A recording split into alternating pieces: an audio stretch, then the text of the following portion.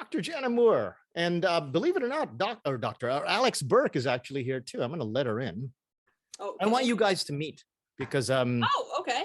Because eventually I'm going to tell you all about her and she knows all about you. But first, I want to hear this story. Oh, the morning story? The morning story. Yeah. What was the morning story?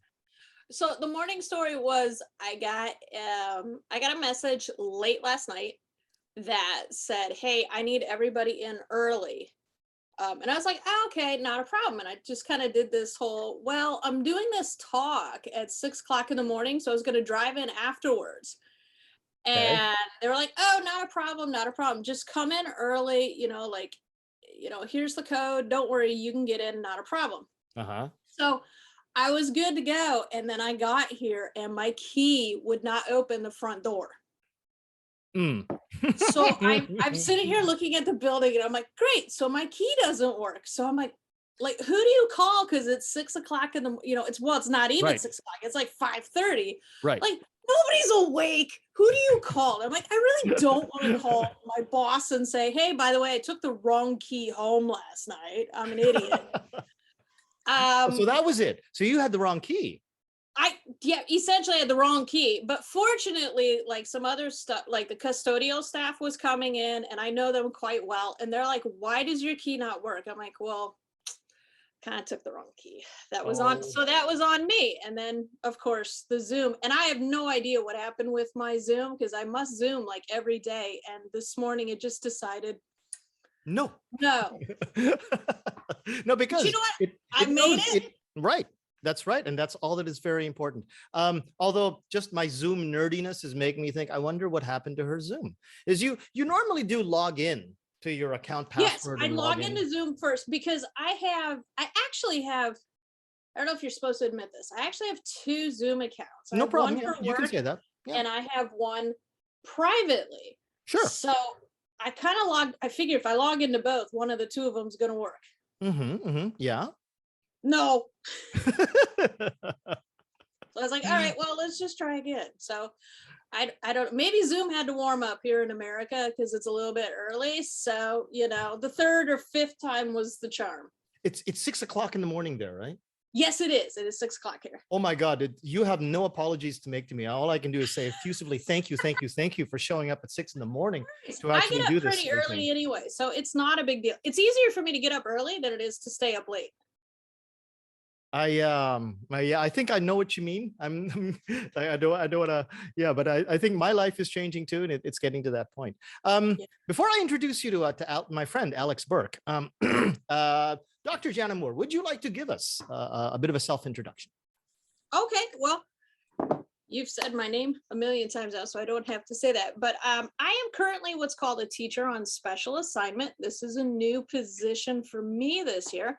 I'm working at an American middle school, and I work with what's called vulnerable students. So that can be English as a second language students, it is special education students, it is also students who come from lower socioeconomic backgrounds, it is minorities, and that also includes the LGBTQ community. I work with all these students, and specifically I work with teachers and give teachers strategies for how to work with these students and to be all inclusive. So I'm kind of like an instructional coach, but I'm also working, that's kind of what I'm doing right now. When did you start up that assignment? When did that actually is new. I was not doing that over the summer. This is a new position for me, and it's kind of in response to the pandemic. Oh. It's through a grant by the government, so it's a federally funded position right now. So it'll only last a year-ish, maybe 2 if I'm lucky. Okay. But yeah, so I started that in August, and then I'll go on and I'll do something else. I was most impressed this summer. I believe it was July 21st that you did a presentation for Nagano Jolt. And I don't know, is it because you know Jean-Pierre very well, or Yeah, I do know him quite well, yes. You do? Did you ever work in Japan? I did. I actually lived and worked in Japan for 11 years. In Nagano, or where did you where did you No, work? no, I was always in the, so the first time I actually worked at Meiji Gakuen High School Whoa, okay. in Tokyo. Uh-huh. And then the second time I came back, I was down more in the Yokohama area because at that time, by that time, I should say, I was married. My husband was a Navy guy, so we were back. So I worked for Yokohama, not in, excuse me, Ferris Women's University. I taught there for some time. I worked for the self-defense force down in Zushi. Really? Yeah, I used to work with them and teach them English before they would get stationed in overseas assignments. Mm-hmm. So yeah. Okay. Anyway, so just getting back to that presentation I saw you doing at Nagano Jolt, I was most impressed. And I think I was primed to be impressed by the things that you were saying. Oh, and by the way, for the sake of posterity and for the sake of the recording itself, I want to show everyone at least that you have a recording of your YouTube presentation, or sorry, your presentation on YouTube. And I'm going to put that up both in the comment section in the chat a little bit later. I thought it's a really good presentation, and I think people should see. And I was primed to take in your information mostly because I have been listening and working with the lovely lady in our screen there, Alex Burke, and listening to her tell us what she knows about in terms of creating a more welcoming environment in the classroom, especially for kids who are dyslexic, dysgraphic, dyscalculic, and all of those things. I guess your work would overlap a little bit with that, right? Yeah. My work now has broadened, but for a long time, that was what I worked on for many, many years. And it got stretched out, maybe that's not the right way to say it, but it got expanded because of the pandemic to look after kids who are in more vulnerable minorities, LGBTQ then? Yep. Okay, Yes. good. Okay. Sorry, no, it's okay. I'm trying to juggle about 5 balls here in the air. I was gonna say I heard that go off Yeah, at the sorry same time. about I'm that. like, we're good. Yeah, okay. We're good. Yeah, we are. We're very good, and I'm glad people are coming in. But those are the sort of things that I actually wanted to talk about. One of the first things that I would like to get your input in, the first few questions that I want to talk about tonight, and maybe Alex too, is that first question on the PR card that I made up for this event. How can you tell when your kids are dealing with something, or you're dealing with something with your kids, if it's actually a problem with teaching them the language that you're trying to teach? Oh, by the way, I guess you're teaching English primarily then, Jana, in the class? I teach in English, yeah. And teaching English to teach what, Spanish or? The vast majority of our students are language learners. Yeah, they are from Spanish speaking countries. However, we do have a growing population from the Middle East, like from Afghanistan and Iran and Nepal are coming in too. So you're teaching in your first language to their target language of English? Correct. Okay. So in that situation, or in other situations, of course, how can you tell if it's something in terms of your instruction of the curriculum or anything else, or if it's a learning disability? If you could address that one question, I think at the start, that's the one that interested me the most. And I think psychologically, that's why I think I put it at the top. Well, I think the first thing to understand is that you're not going to answer that question for your students right away. Like that's something that's going to kind of come out as you get to know your students. It'll come out through time, because there are a lot of similarities. Like if a student starts to act out and call out in class, that could be because they really do not have the learning skills to learn something, or that they're exhausted and their brain just hurts from working in English this whole time. So there are lots of similarities. Whether you're learning a language or you have a learning disability, it's very easy to get off task. It's very easy to struggle with writing. Like these are all things that we know can happen. And so what you need to do as the teacher is you need to start to develop those relationships with students and start to get at them telling you what is happening and where the breakdown is occurring. And it's when they start to articulate that breakdown That's how you start to figure it out. Like I had a student who she was learning history, and it was just like, I don't know, it was like American World War II history. And she was asked, I don't even remember what the history question was anymore, but she was asked this question and she started to have a meltdown. And we were like, what's going on here? Like, what's happening? And she finally sat down, and she's been known to have a lot of these meltdowns. And we sit her down and I say, what's the problem? And she finally goes, you keep using this word and I don't know what this word means. And it's really, really hard for me when you don't tell me what the word means. Oh, and then, that's a good reaction. okay, so that's a language issue, Right. That's a language issue. And then on the flip side, I've also had students where they're writing and they don't understand, like they're dyslexic. So they flip, like, say, your D's and your B's. And so I had a young man who just kept writing dad instead of bad. Like, like my homework is very bad, but he would write my homework is very dad. Like, and that's what came across. And, sitting with him, I mean, like, and just working through it with him. And I'm like, what does this word say? And he kept saying dad, and he kept saying dad. And we went through the alphabet together. And then it becomes very clear, okay, that's not language. That's actually leaning towards dyslexia. Like he can't understand that that's actually written the other way. Like he sees it opposite. So it's really in getting to know your students, which is not like, there is no instant thing you can do. You have to spend time with your students and get them to articulate what is breaking down for them. So there is no easy way. There's no button to push, no formula to apply to make it easy for, I guess, people like me who want quick fixes to say, listen, I just want to know if this kid has dyslexia or if he's just being a lazy jerk. And because that's what I think in my mind, as I was being very naive about this issue at first. I want, is there a way to do that? Because then I would know what to do, when to apply certain measures, and when to try to be a little bit more patient. But there isn't one, you're saying?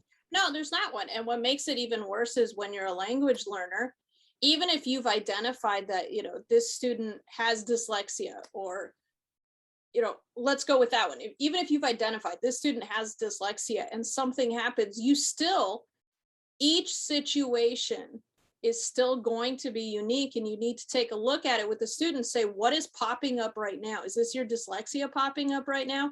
Or is this the language is popping up and you're just getting the wrong word? So even if you know that they have a learning disability, it's not an easy fix. During the pandemic, and during our on-demand work and our real-time synchronous work, you yourself experienced that, right? You did the on-demand. Oh yes. Okay. Oh yes. And did it make it easier? To make it harder? I imagine probably in terms of certain circumstances, both things happened. Sometimes you found that with the new technology you could do things a little bit better, but then you were separated from your students. How did you find it? I found it to be incredibly difficult to do this online. I was in a unique situation. I was one of a handful of teachers that was allowed to come back into the building, and we took our really needy students and brought just a few, like 15 students back into our building and worked with them. So the ones that I saw in person, that I could work with in person, they got a lot of my time and a lot of my attention, which was great for them. But then I had a whole room that was on Zoom, and it was so easy for them just to not pay attention. They might have their screen up, they might be logged on, but maybe they're playing video games. And pretty much everywhere I've gone, everyone has said the same thing, that this is the exact same thing that's been going on. So, I mean, to me, it just made it a lot harder. There are a lot of technology and there are a lot of tools, but sometimes if you don't have a child or a student that you can just put in front of you that you can work with, it's so easy for them just to tune out because it's hard work. Learning is hard work. And a lot of people would rather take the easy way out. Did you find, at least, I mean, there are all kinds of stories that we can tell in terms of our experiences here in Japan. And for those of us who know what we're dealing with in terms of the Japanese administrations we've come to know and love, that we have commonalities and we go, yeah, I know what you mean. But I don't really know, or I don't talk to many people. Oh, by the way, how old are your students? Your students are what? I teach in middle school right now. So my kids this year, my kids are like ages about 11 to 13. And your administration, your school, your board of education, your local board of education, they were helpful, or you found that sometimes they could have done a better job in certain aspects? I think my school, and what, first of all, I cannot talk enough about how fantastic my school is.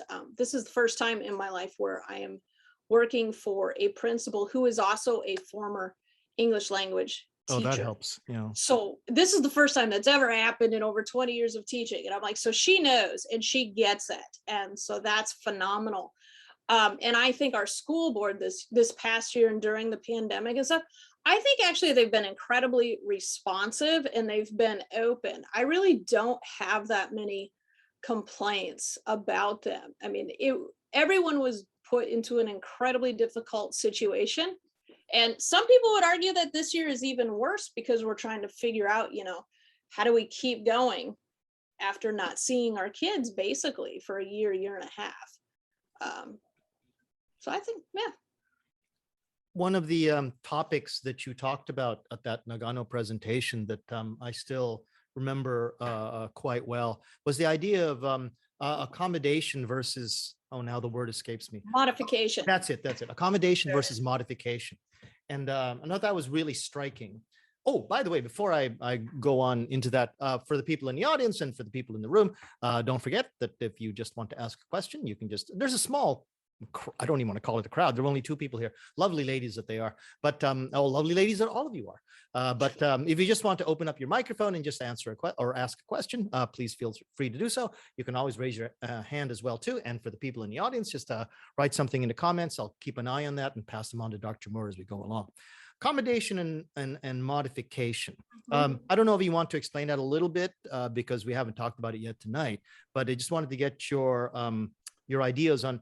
We were talking about, dealing with the pandemic, but in terms of what you might have to do for accommodation, much less or modification, much less the more important point of accommodation, how you found that difficult in the pandemic, or what tips you can pass on to the rest of us for that.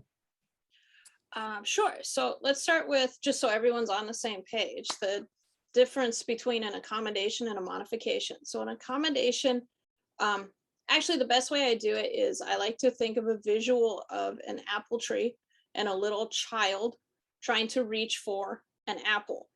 And if you modify that situation because he can't quite reach that apple on the tree, you take the branch and you lower the branch to the child. So you take the expectation and you lower the expectation so that they can grab it. That would be a modification. If I'm accommodating, what I'm doing is I'm bringing a step stool or I'm bringing a ladder over and showing the child how to climb that to reach it for themselves. So the expectation is still the same, but now I've provided the scaffolding for you to reach that apple. So if that makes sense, that is the difference between modification and accommodation. What early research is starting to show is that in terms of the pandemic and helping students, say, get back on track, it actually is not in our best interest to modify material for them, even for language learners who maybe have used the opportunity not to check into school for a while, kind of been offline. It really doesn't work to make modifications for them because if you think about it, they're already behind.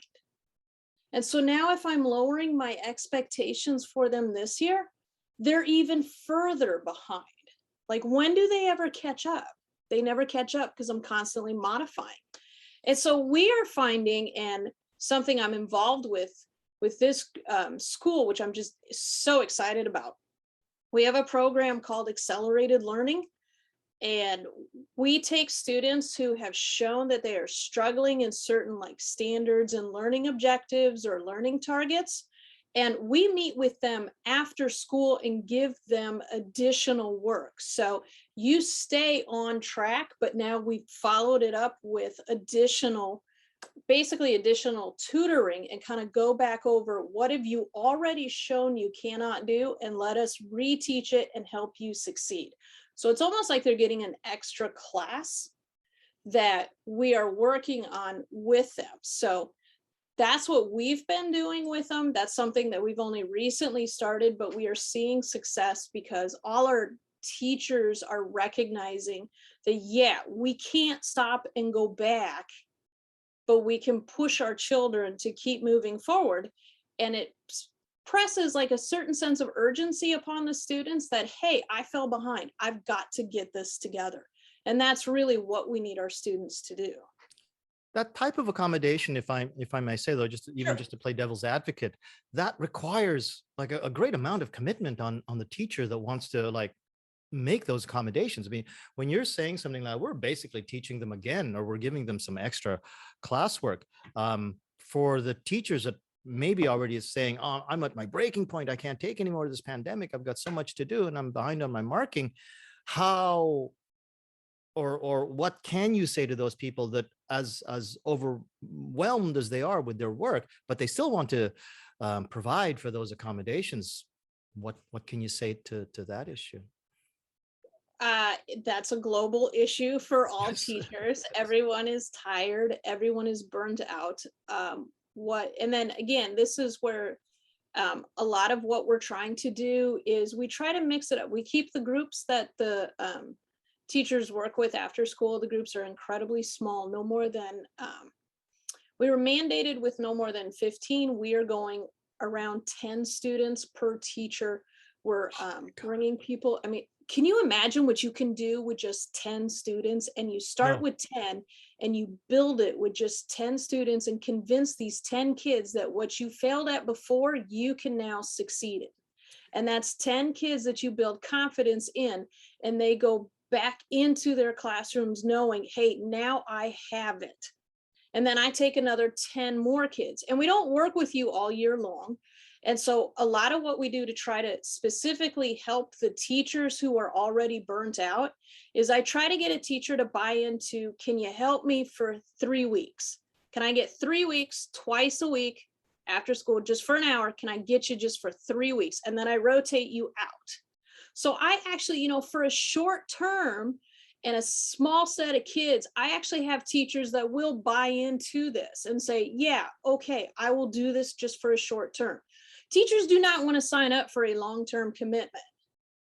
That's not what they want. We're all tired. We're all burnt out. But if I can, hey, help me out just for a couple weeks, I can usually get someone to say, yeah, absolutely. And so that's how we're going about it. We're trying to do it nice, short and sweet. There's a couple sort of responses that went off in my head right away. Okay. I don't know if you've been paying attention to the OTJ board, but there was a post recently by one person that said, how am I supposed to deal with a class of 52 students? I saw that one. I saw that, and like I go, oh my God, that throws me back to the nightmares that I had like when I first started teaching at university back in 1996 or so. And they thought, no, it's okay. You can do an English conversation class of 52 students, certainly. And so there's that. So again, there's that whole issue. Is your administration, is your staff room going to be themselves helping you to accommodate these kids? But two, it makes me think that to get that 3 weeks from this teacher and then another 3 weeks from this teacher, that requires a fairly tight-knit staff and leadership. Somebody like you who could inspire these people to get them to sort of work as a team. But I don't know if that sort of teamwork exists easily in all of the schools that you, or at least I, have encountered. So how would you get something like that started even? It doesn't. Okay, first of all, it does not exist. Okay, it does not exist everywhere. I'm very fortunate in that it does exist here, but a lot of that, again, that is relationship building. And I think that is, to a certain degree, that's something that we kind of lost again with the pandemic, because everyone had to be separated. Everyone was doing their own thing. Mm. So that's really step one, is that you have to start to build those relationships. And step two is to understand you don't have to do the entire thing all at once. You can start small, start with baby steps.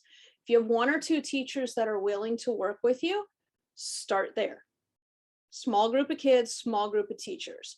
And then people will buy into it, and teachers will buy into it when they see you're serious about, I really only want you for 2 or 3 weeks. Can I get 2 or 3 weeks? This is the time cutoff, and I promise you'll be home in time.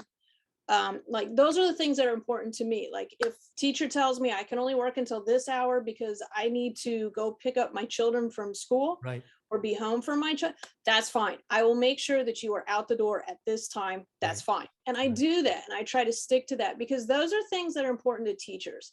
Teachers, I feel, they get sucked into things and they think, yes, I want to help, so yes, I'm going to do this. And then before they know it, they've lost all their free time. And that's not the purpose of this. I don't want my teachers to be burnt out, because then you're not going to help my students.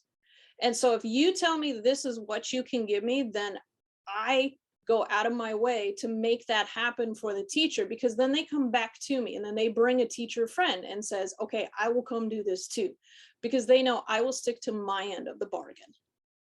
Got our first question. Sorry. Oh, go ahead. Okay, got our first question from the audience. Melody, did you want to open your camera and ask this yourself, or shall I just read this out for you? Here she comes. Oh, Melody, okay. this is Dr. Moore. Dr. Moore, this is, isn't it Dr. Cook? It is. It is Dr. Cook. Is Dr. Moore? Dr. Moore is Dr. Cook. There's just too many doctors here. It's I'm not one of them, though. No, Good. no. I just wondering, is that I really like this initiative, and I can see that, you know, it can be attractive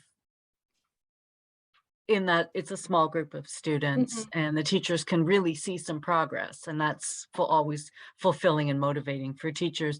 But is this just kind of a stopgap during COVID, or you're going to continue this? The plan is to continue it. But of course, like all ideas, you have to prove that what you're doing works and that it's making a difference. So, I mean, this is the first year we're doing this, but we are keeping track of all the data. And so far it's showing, or indicating, I should say, so far it's indicating we're on the right track. And in the same sense that we don't use the teachers for, like we say, just 2 or 3 weeks. And if they want to sign up again, we also don't keep our students there for more than 2 or 3 weeks. We're very clear, like, it's this thing I need you to learn, and then we move on. And so we get buy-in from students, because it's not, oh my God, I'm here forever. Right? Do you include students in the feedback loop? Yes, we do. Yes, we do. In fact, that's the most important part. For us, because if the students are not going to buy into this, then what's the point? Yeah. Okay. Thank you. Sure. Alex, did you? No, she doesn't. Okay. I thought maybe she turned on her camera because she wanted to join in. There were a lot of other things that you were saying in that Nagano presentation. I don't know if you want me to go on about it, but sure. but there were things that I remember. You were saying about how to identify certain other issues that you might be thinking. Most teachers will probably think these are just lazy kids who are not paying attention. There was that one that you mentioned, and I remember because I don't know why, but it just set off in my mind. No, she's not looking out the window because she's bored with you. Your example was basically, okay, you've got a kid, and she's in your lecture, and you're talking, and you find that every time you start talking for any more than about 5 minutes, she starts looking out the window, a little bit nervous and maybe a little bit shy, but she's just not looking at you. She's like making an effort to not look at you. And you asked the audience what they thought that was about. And I don't know if you want to pick up the ball from there, but I thought that was a really good one. But again, this is on my mind, and I'll tell you why, Jana, because I'm getting all this news about Omicron, and I'm thinking, oh my God, what if we're up here for we another go semester? again? Yeah, exactly. Another semester of this. And I thought, oh, it's safe to come out of safe to go back into the water. And no, we're going to still be up on that dry beach. And I've got to learn how to keep adapting to this, because I don't know how many mistakes I made back there, or how many mistakes I was making back even in my normal classroom. Anyway, back over to you. Did you want to like paint that scenario again for the Well, audience? I think so. The idea, if I recall it correctly, the concept was that you have a student that is sitting in your class, and after say about 5-6 minutes of you talking or introducing your lesson, working on your concept, the student, you can see the student is just starting to space out. The student's not paying attention. The student's no longer on track. And you've lost the student. And a lot of teachers, myself included many years ago, would say, well, this student does not care. This student's got like attitude problems, or, oh my gosh, maybe it's even a disability. They're just unable to concentrate. And that could very clearly not be the case, though, because the flip side of this is that as language learners, I mean, it hurts your brain to learn a language when you're in there working on it for a while. You get fatigued. You get this language acquisition fatigue, and that could very well be what is happening with this student. This student is just not able to follow what you're saying anymore. They've used up all their working memory. They're like, there's nothing left. And so you see them start to zone out. And it's not meant to be done disrespectfully. It's just they can't handle anymore. And actually, when I lived in Japan, the exact same thing would happen to me. I would be sitting in certain lectures or listening to certain talks, and after a while, I completely zoned out and started thinking about what I was going to cook for dinner. I was not trying to be disrespectful. I couldn't handle it anymore. So, I mean, it definitely happens with our students. And that isn't just a disability or anything like that. It's just that no, memory is overwhelmed. In that case, to a large degree, it can be just a language memory issue, because when you start to learn languages, that does affect your working memory, and it takes time for all that information you're getting. Say, just like if you are a native speaker of Japanese and you're learning English, all this information is coming at you in English. And if it's new to you, it's just sitting there right up front in your working memory. After a time, a lot of that's going to go back into your long-term memory, and you're going to be able to handle more for longer periods of time. But every time you come up against something new, you're going to really get that working memory going, and there's only so much you can handle. Go ahead. This is where I think about words like metacognition. If it's worth the time, I don't know, to 15-year-olds or 14-year-olds to tell them, this is how you're going to be feeling in about 10 minutes. You're going to get a little bit tired. And I actually try to do that with my students, not so much about metacognition, but about because I teach fluency. Fluency is my thing. Right. And I try to tell my kids, listen, we've been at this an hour. And as Alex knows, I make my kids talk for about, good 50 minutes of that hour. And when you're trying to wrap your tongue and your cheek muscles and stuff around diphthongs and all kinds of other weird sounds that you don't make in your normal language, you're going to get tired. And I'm telling them, you're getting tired and you're going to make a lot more mistakes, which makes it even more prone for you to be frustrated with the mistakes you're making, which will make you prone to making more mistakes. Yep. And is that something that you recommend, or do you recommend that just like just let them find their own level, they're a glass of water onto themselves, and let them find themselves coming back to your class? What do you recommend in terms of a solution to that? Alex, if you want to pipe in, just raise your hand anytime you want. Oh, I say I do a little bit of both. I've noticed that, especially with the pandemic and with this fatigue, because I've noticed more fatigue now recently. We really push to change up how we teach. So, for example, like to help with that, we recommend now that a lot of our teachers go away from the teacher-fronted classroom we do a lot of learning centers, and then in that case, setting up 4 or 5 different objectives. Like, so for example, here's this group, you're going to work on speaking fluency. This group, maybe you're going to work on a reading situation. This group is going to tackle whatever it is, a writing thing, but it's working different, parts of your brain. And you're not on this task for more than about 15, 20 minutes. And then we flip you around and we make you do these different things.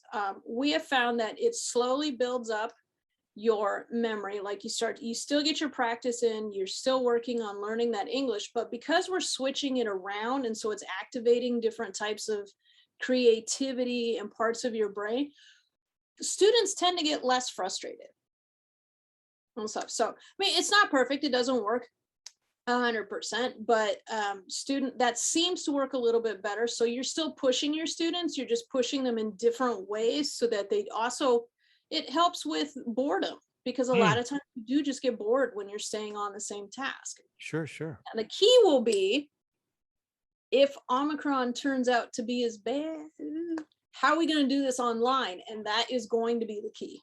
It's all guesswork right now. I mean, Yes. and I think sometimes there's a little too much guesswork in the mass media. Some of them are saying it's going to be the worst thing ever. It's going to be worse than Alpha or Delta. And some are saying, oh, no, it's not going to be so bad at all, but everyone's going to get it. So I don't even know if I want to barter in that. We have another question. Sachiko, did you want to open up your camera?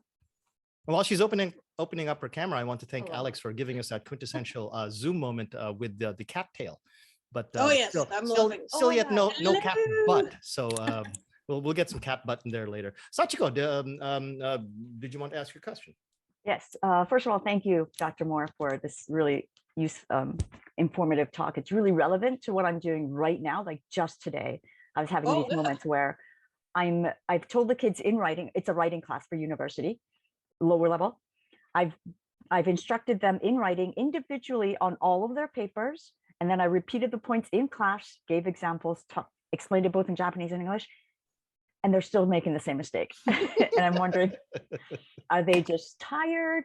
But at the same time, this is a very low level university where I do see kids that exhibit symptoms of learning disabilities. They get their B's and D's mixed up. They don't know where to quite put the commas and the periods. I'm like, so I never laugh it off. I'm like, okay, something is going on. But do you think the pandemic is adding to this fatigue overall in the general population? Oh, absolutely. Absolutely. I mean, because think about it, with the pandemic, I mean, we all know this as teachers, that our students were not there with us as much as they were if they were physically present. Like it was so easy for students. And I'm not saying all students did this, but for a vast majority of students, it was incredibly easy to tune us out. Right? I mean, it was easy for them. It's a lot harder to tune someone out when they're right there in front of you, like they're pretty much in your face, and I have to do this writing assignment and the teacher's watching me do this writing assignment. But if I'm home and I'm on Zoom, it's a lot easier for me to tune out. And so they've lost some of this endurance that we would expect you to build up when you're learning a language. And I think that's probably to a certain degree what you're experiencing. I expected them to be here based on where they are, but actually it's almost better to think they're kind of a couple years behind. So now they need to learn to work double time really to catch up and stuff. So, I mean, it's what you're describing is a problem. It's going around. Yeah, I also see the not complete opposite, but a different trend. Don't mean to change the topic, but I feel that some kids have gotten so used to being overfed information, overfed instructions, answers. They're used to just getting everything with a click of a button that they're just spoiled, I feel like. Do you feel that? Yes. Oh, yes. It drives me nuts. Yes. I have, one of the things that I do in our after school, like our accelerated learning classes, like, because for us, our school is one-to-one devices, which is phenomenal, because if we go down, whatever, it's all right. Everybody can log into Zoom from home, keep school going. Flip side of that, everybody, one click, I got the answer. Yeah. Right. And I'm like, where's your brain in all of this? And so one of the things that we do in our accelerated learning program is when we work with the curriculum, computers are down. You don't have a computer. we go back to the basics. Like, here we go. Use your brain, start to use your, go through it. And they're like, well, I could just look up the answer real quick on my phone. I'm like, no, see, you can't do that on a test. So you can't do it for me right now. Like, it's just not going to work that way. But yeah, I mean, like, it really, like, they get nervous. Like, do your students get nervous because they're like, what do you mean I can't look this up? Well, I haven't had that problem, but I would explain the homework in every class at this one uni, high level, so they're really smart and they're really eager. I would explain the homework orally in both languages in class. I would write it in our class report document, email it to them, individually, and they were still asking questions like, "What's homework?" It's like, I emailed it to you, I explained it to you. Pre-COVID, I did none of that. Pre-COVID, I just explained it orally, maybe wrote it on the blackboard, and that's it. I didn't email individually about their homework, and I never got questions about what's homework.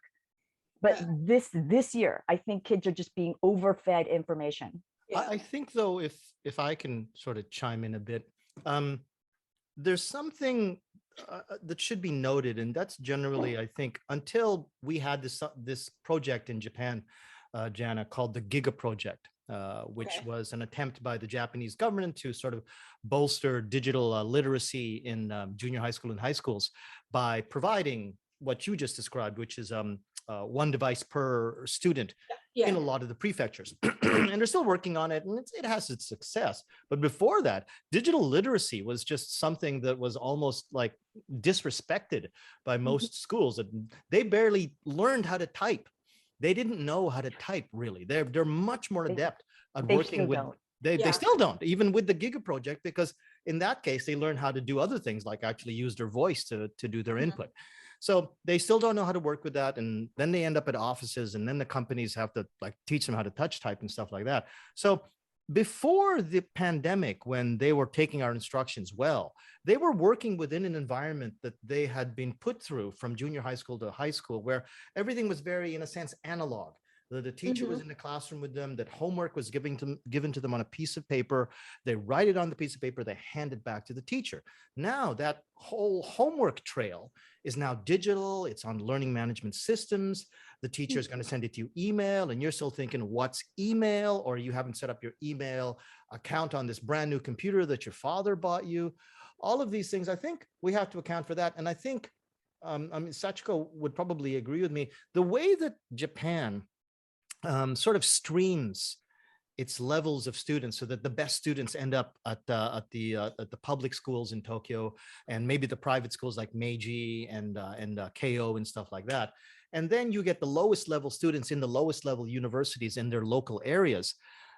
Those kids were, shall we say, quotation marks, low level students for a lot of reasons. And one of them is probably because they didn't do well in junior high school and high school. Now, there are a number of reasons for that. And one of them might be all of these learning disabilities that they've, as Alex would say, learned to cope with, learned how to hide, and learned how to master, so that then they could actually graduate. But that still didn't give them the same kind of ability to go through the system as a high level student as non students who don't have those disabilities. Wouldn't you say? Yeah, so no, maybe you at that lower level university, Sachiko, you had a greater number of students who had just sort of made it through and knew how to deal with things in an analog situation before the pandemic, and then suddenly totally new environment, totally digital, and they're going, oh my God, how do I cope with this? I never coped with this in high school. I don't know what to do. Yeah. I don't know if I'm on the ball on that, Dr. Moore, or not. No, definitely. So at I don't like to say lower level, but lower academic statistic, whatever, score university. I don't like labeling kids.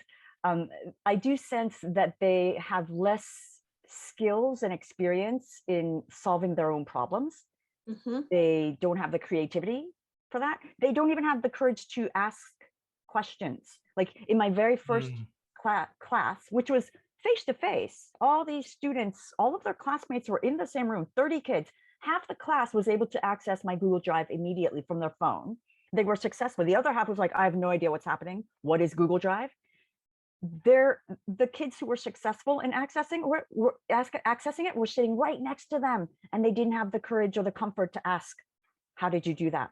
So they're like all waiting for me to come around, and they, so like I wonder lack of skills, confidence. Yeah, But I wonder, like, if, as you said, like certain students were waiting for you to come around. And I wonder if that's just a general thought, which maybe is politically incorrect. If there's like, there's a learned helplessness for them that maybe teachers in the past had identified, okay, this student needs extra help. And so the teacher starts to enable the student from a younger age, and the student just gets used to that. Like I'm used to when things don't work out and I don't understand, somebody's just going to come and hold my hand and walk me through it. We have a lot of students where we see that this is the case. And when they come up to us, they really struggle because they look at us and they're like, okay, so you're going to tell me how to do it. No, that's not my job. My job is to say, here's the learning. My job is to coach you up on that, but it's your job to think and your job to come up with the answer. And if you need help, you need to advocate for yourself. And that is a big thing that we work on over here, is teaching kids how to advocate. Like you got to learn to raise your hand and say, I don't get it. I don't get it. And that's not an easy thing for students to learn. It's easier for them to sit there and wait for you, the teacher, to figure out that they need help. That happens. And I think it's partly culture as well. It's like kids are it's absolutely just shut up and just, wait for the adults to take action. It's not real. I mean, Japan may have changed. Remember, it's been 7-8 years since I lived in Japan, but when I was there and I taught, it was very much kind of like put onto me that I, as the teacher, should recognize when my students are not understanding, and like I need to reach out to them. Like, do not allow my students to lose face by admitting they don't understand. Like, that's on me. That was very much like drilled into me. Whereas in America, it's very much on the student to say, I don't understand, I need help. So, I mean, in that sense, I see it as cultural, because to me, it was two different things. Alex, you had your hand up? Hi. I come at it from several different directions, because I've been doing some online, but I've also been doing some classroom teaching, like all the way through this. And what I've been doing since I've been in Japan is whenever I've seen kids basically copying from each other. Mm-hmm. And because I would see like kids suddenly, as soon as the practical part of the lesson finishes, there's instantly a huddle of a few kids around a different textbook and something else. And there's somebody sort of sharing the answers with another kid. This is how you do, this is how you do that type thing. And then I would just go up and sort of disrupt what's going on and say, all right, this kid know the answers, but when there's a test, you two are going to be on your own. So don't just give them the answers. Explain how you got the answers. Yeah. So that when they're in the test, they can do it themselves. And so I'm always sort of advocating that. And so basically with my classes, I have a section of the board which I leave blank for kids to ask and say, this is the thing where I'm going to, wander around, I'm going to listen to what people are saying. And if I hear a word that I don't know, I'm just going to make a memo. Mm-hmm. And then we're going to sort out what that word is. Obviously, you wanted to use those words. And so I also get them I try to stop them. Every time I notice the first of the ADD looking kids getting a bit wiggly, yeah. I get the kids to stand up and talk about and put into action what we've just been talking about. Mm-hmm. I usually start with concrete images, photographs, when I'm introducing new language, introduce gestures and photographs and movement and stuff like that. And then the pronunciation, so that I try to bypass the written meaning if I can by using a photograph and, sort of things that show sort of movement or whatever. And then I get them to apply it. And then I get them and then we and I also usually load the language into something like Quizlet, mm-hmm. into the Quizlet sets. And I give them time to practice on their own. And then I put them into a live match. And then the kids really like to play Quizlet team match. They really enjoy that. That's popular over here too. They love that stuff. So popular. And And the really interesting thing is that once you're in that team match, you have to know the answer. There is nowhere to run and hide. You can't copy the answer from somebody else when you're in a team match, because if you don't get the answer, your mates are going to go, you're all going to crash and burn. And when I say to them, do you want to play individuals or do you want to play teams? They go, no, teams. But I don't do it until I know that they've all had a bit of time to work their way through stuff individually. And the really interesting thing is now there's a new level on Quizlet, which is Checkpoint. Oh, what's the name of it? Checkpoint. Yeah. So Checkpoint, I would have a look at how they were going, like when they were crashing and burning. I would try and work out what the words were that were missing. And then when I put them to a Checkpoint, they're all firing the answers in really fast. And there's very few mistakes. So it's really interesting how adding those extra layers has made it really, really quick. And the other thing I'm teaching, I know that some students have hesitation in making mistakes, and I did that a lot myself. And I'm a bit dysgraphic. I hate writing, basically, because I have so much criticism of writing. So I do things like I teach the kids to post-it note one idea on a thing, and just post-it note it and stick it all over the table, and then arrange them into a sequence. So I do quite a bit of that to get people over the hump. Yeah. There's a digital way to do that, like you could use Jamboard, but it's a bit random, because kids might be writing with their finger or something like that, and that's hard. So it won't be, so you get that same issue. I don't want to write because somebody will see my bad handwriting. So I use sort of text boxes on there. But I try and sort of come at things with so many different angles, and then give them an opportunity to write something like in a Google Forms quiz, like to give them a mix of multiple choice and then also the Google Forms thing. And because I know here you've got about the ratio I hear from teachers is about 1 in 9 parents is going to say, yes, help my kid. Right. If the parents say there's a problem. And I'd be really interested to know about what kind of a ratio you're looking at over there. Like if teachers were to spot something, because teachers here are only just coming to grips with dyslexia. It's only just been identified by the ministry with the Barrier-Free Reading Act of 2019. So there's just starting to be the very, very beginning of training going out to assume that the kids who are not reading and writing may have a reading and writing disability, that it's not a matter of not trying. Right. So yeah, I think probably our ratio is much higher here in the United States, but it takes a lot longer, and you have to have there's definitely a set process. If you believe something is wrong, like it's something more than the learning issue in the United States, the first step is you create an intervention where you get all the teachers on board. And if you can show that there's learning that's occurring during this intervention, which is usually at least 6 weeks, like you're talking 6 to 9 weeks of like really honing in on this student, and all teachers are on board.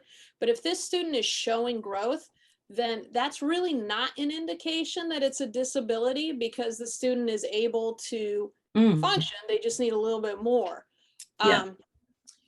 So by the time we get to the point where we bring in the parents, which, I mean, it happens once you've done your intervention, you've taken a look at it. I mean, parents are involved from the get-go, but when you finally get to the point where you sit down at a table of parents and you say, okay, I think we need to discuss this. I think we need to create an individualized education plan, or an IEP as it's called here in America.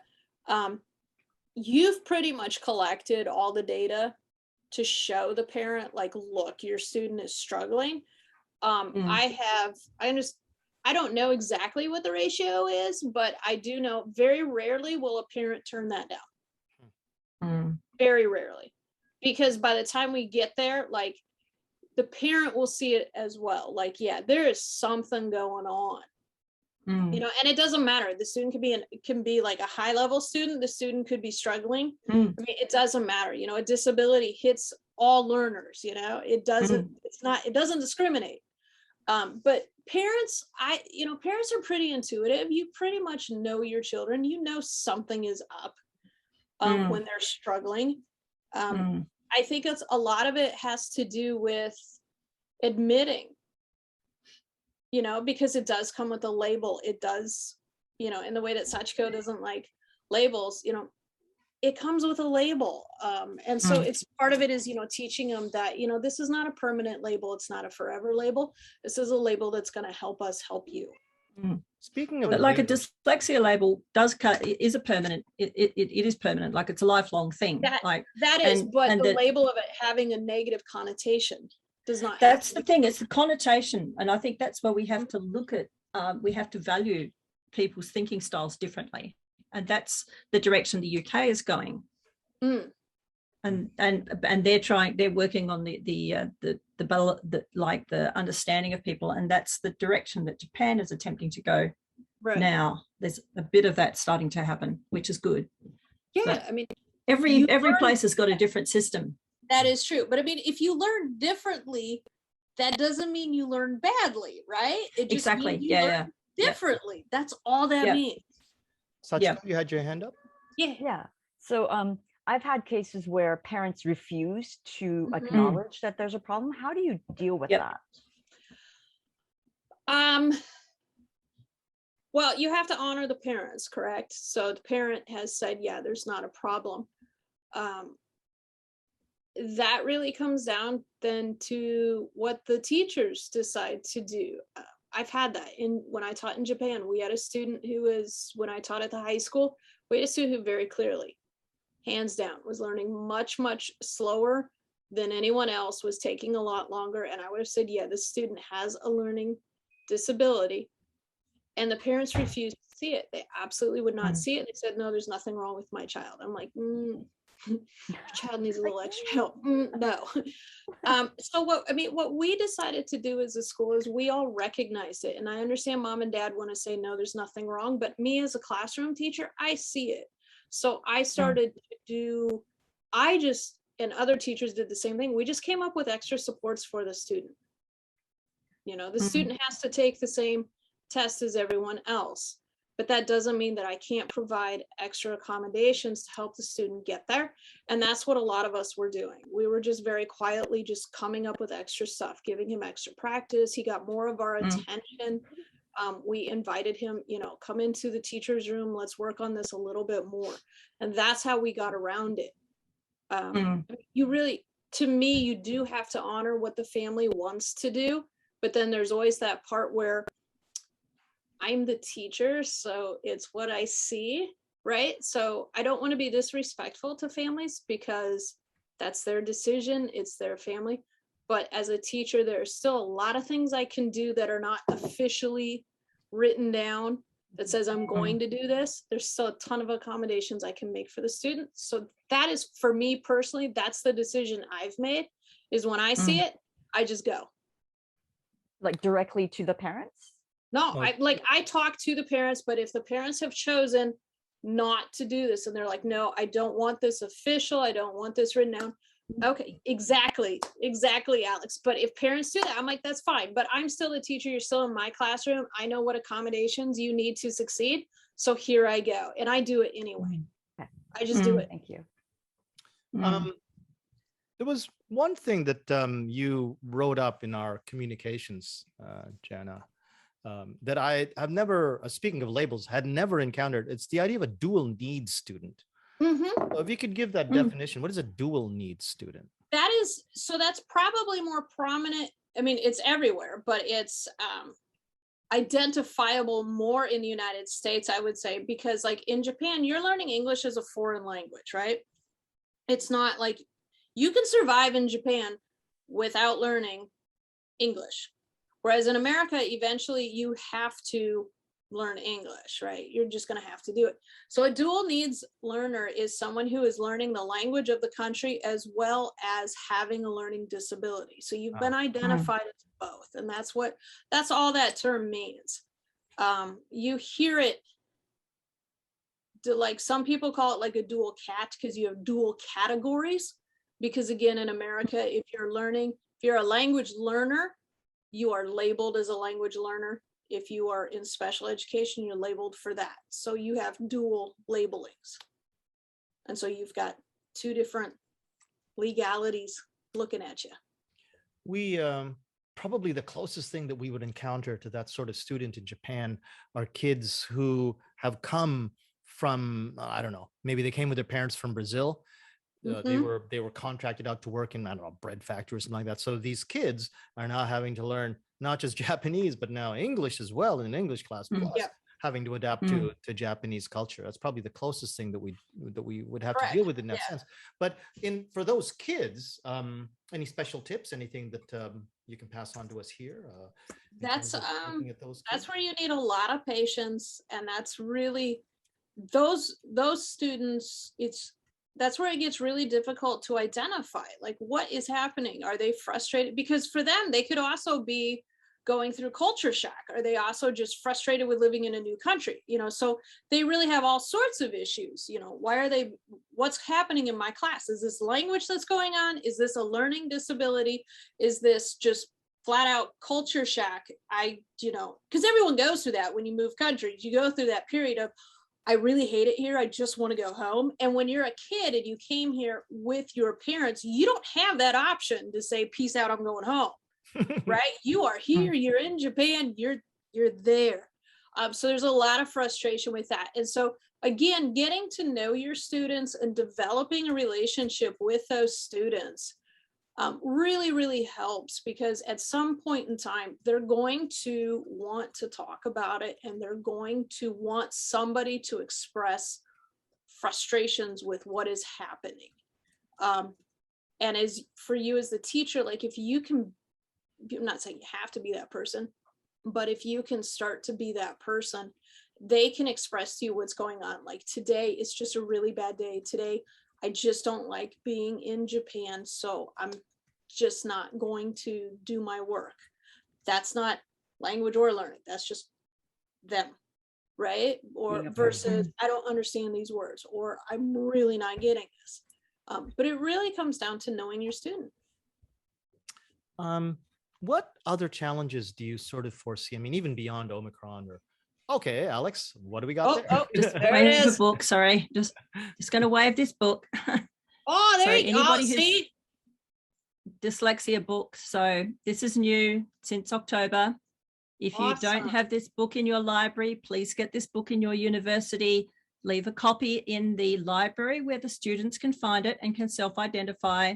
It needs to be in the teacher's room, in the English department, and it needs to be in the careers section of every school and university. So Alex, can you do me a favor? Sure. If you really want to help people get a hold of the book, get me an Amazon link, throw that into the comments. Yep. Oh, there you go. Right now. Get the ISBN number and the author and the publisher and everything. Throw that in the comments, because this, I think we're coming up. A lot of universities are coming up now to the, how all part-time teachers, not the chat. Thank you, Sachiko. not these comments, into the Facebook. And can you chuck it into the Facebook one too? Yeah, the please. Facebook comments, because those are the ones that'll be more permanent. These this is now, we're up to that point where, like, part-timers are allowed their book buying budget. Anyway, back to that one question that I wanted to ask Dr. Moore before. Actually, I should ask. It's past 9 o'clock. Is it okay if we just ask you to hang on? I'm good. Okay. I'm good. I got about 15 minutes before I'm getting called into work. We're good. Okay, then I'll just ask this one last question, and unless there's something really pressing, anybody else, beyond Omicron and beyond this pandemic, what do you see in terms of the things that are important to you that we talked about tonight, that maybe for better or worse, we're going to see changing into education because of this digital tidal wave that has brought us good things as well as bad things? What do you see changing for us going into the future out of our experience? Well, I think actually Sachiko hit on it a little bit. I love technology. Do not get me wrong. I cannot be found without my technology around me and on me and all this jazz. But I do think the advantage that I grew up with in the older generation is that I remember pre-computers. And I remember pre-cell phones and pre-Google. And I was always taught to think. Like, you didn't look up an answer, you talked about it together in a group. and you came up with what you thought was the correct answer. Someone went home and checked a dictionary or an encyclopedia. If someone still has it. Yep, there it is. Melody just put it in there. I just saw that in the chat. Yep, someone went and looked that up and said, oh yeah, you're right, or no, we're not right.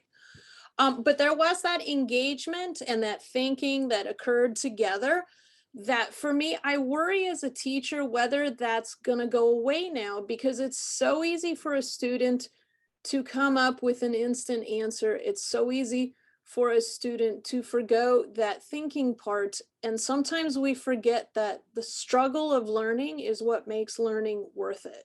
And it's in that struggle that we really learn. And with a language, especially in language learning, there is no special instant way to learn. I know there's all sorts of computer programs. They'll say, you know, learn English in 2 months. You know, that's not going to happen. Everybody knows that. It doesn't work. What it does is it gets you started. People are going to have to learn that we need, some things just take time.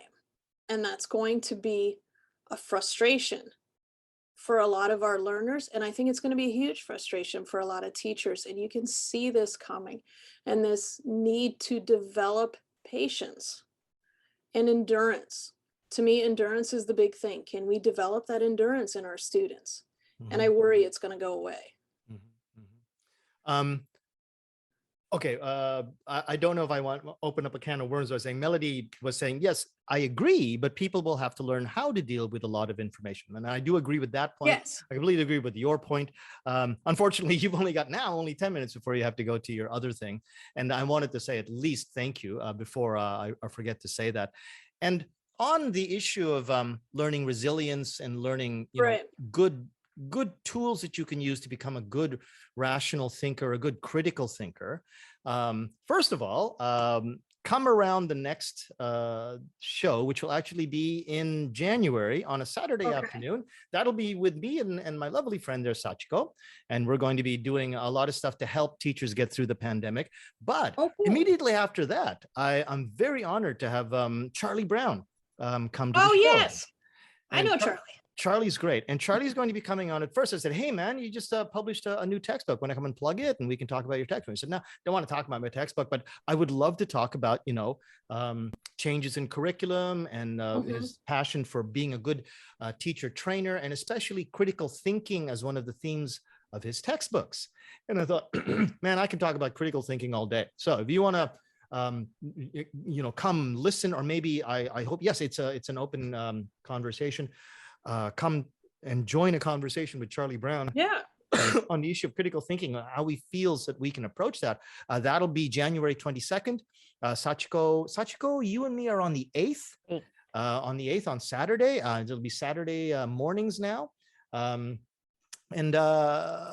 Melody, did you want to address your point to Dr. Moore about you know, but? No, okay. But no, but. No, okay. But I completely agree. And by the way, when you wrote about encyclopedias, I remember now that my mother and father bought an entire set of Britannicas. Yes. You too? Me too. I had those. I had those. Who else had those? Okay. There's like 33 volumes, right? Oh, then we got ripped off. We had 24. Oh, no, I'm pretty sure mine was like 33 or 34 volumes. Like, I don't. We got it dirt cheap at a garage sale, like $5 or $10 for everything. Nice. Oh my gosh. I wish I'd held on to versions. Those are great for all of my book reports. Those are great. I did a whole great report, got an A+ on spiders. Basically, just plagiarized the entire Encyclopedia Britannica. It's because like the Turnitin didn't exist. That's right. That is right. It did not. It did not. Jana, Dr. Jana Moore, thank you very much for coming around. You're welcome. Thank you, guys. I don't know if we're ever going to have you come back, but if you ever want to come back, you're going to be more than welcome. If you ever do any more research that will be enlightening for our audience, please tell me and I'll make space for you to come around. I'd love to come back and show you what that would be wonderful. That would be wonderful. Yeah. And I hope that, you know, like I say to a lot of my guests, that we get to meet someday, because it's been fun meeting you. I want to meet you physically, not just virtually. Yes, me too. I have to plan a trip out to Japan again. Please do. I'll have Please to do. figure that out. My boys have been begging me, like, Mom, will you take me? Because my oldest son was, he was not born in Japan, but he spent the first 2 years in Japan. Oh, And does he they're like, remember? He has memories of it? He has memories of it. And about 5 years ago, when he was about 6 years old, we took him back out to Japan. And he's like, let's go do this. Let's go do this. Like, but he remembers the fun stuff. Like he remembers like the Anpanman Museum in Yokohama. Like that's what, and he loves, to this day, he loves trains. So he's constantly, can we go to Japan and ride a Shinkansen, please? Oh, there are all kinds of nifty new ones. Now we have a maglev. Oh, there you go. There you See, go. I mean, because we're out in the Washington, D.C. area now, and I'm just going to go out there. I'm just going to say it, not nearly as cool as what y'all got in Japan. Yeah, we have pretty cool Not trains. nearly as cool. Yeah. Okay. Yeah. Thank you so much. I want to say You're happy welcome. holidays and Merry Christmas and Merry whatever Christmas, else. everyone. Happy Happy Hanukkah New Year. for everybody and Happy New Year. Thank you all. It's been a great year of OTJtv. Hasn't been a great year of teaching, but at least OTJtv. And I've been a great year for making friends. But Merry Christmas, and I hope to see you all again in January 8th, right, Sachiko? January 8th January for 8th. the next episode of OTJtv. Thank you all. Thank you. Thank you. Bye. Good night. Thank you, everyone. Nice to meet you too. Nice to meet